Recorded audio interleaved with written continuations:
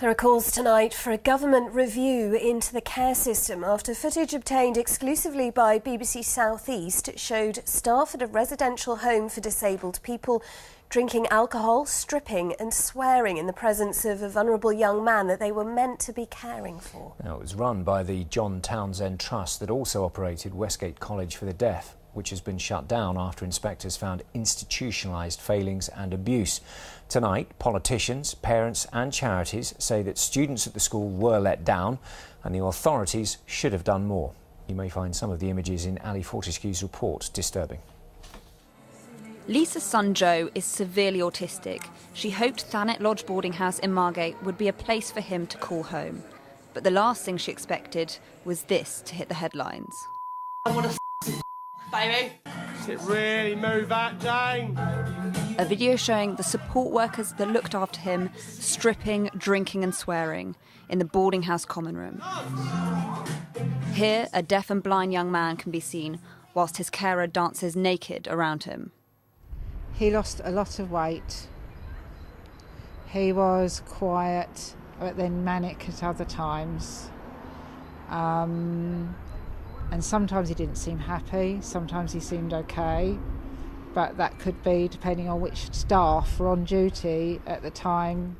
Police say they understand people's anger having watched the disturbing scenes in the video, but say no specific offence was committed. But tonight there are calls for more action.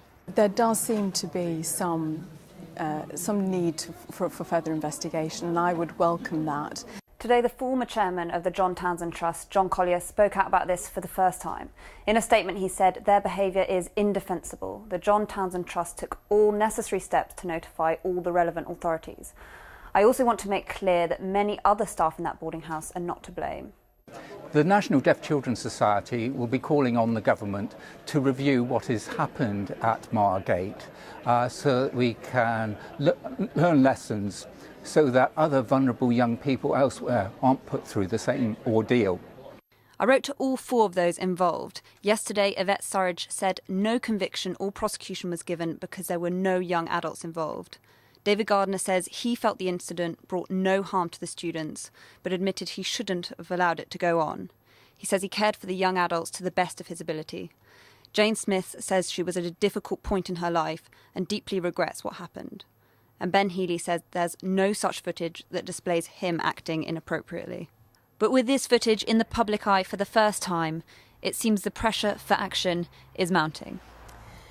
Well, Ali is with us in the studio now, and Ali, pressure mounting for further action today after this footage was shown. Yeah, absolutely. The response has been really overwhelming today. Nigel Farage, a UKIP leader and South East MEP, has just added his voice to this. He says it's horrible footage and the truth needs to be established very quickly. Craig McKinley, the local MP for Thanet South, has also waded in. He says it's shocking and police should look again. But police are standing by their original decision not to investigate further, which they say they didn't take lightly. So clearly, I think, more to come from this story.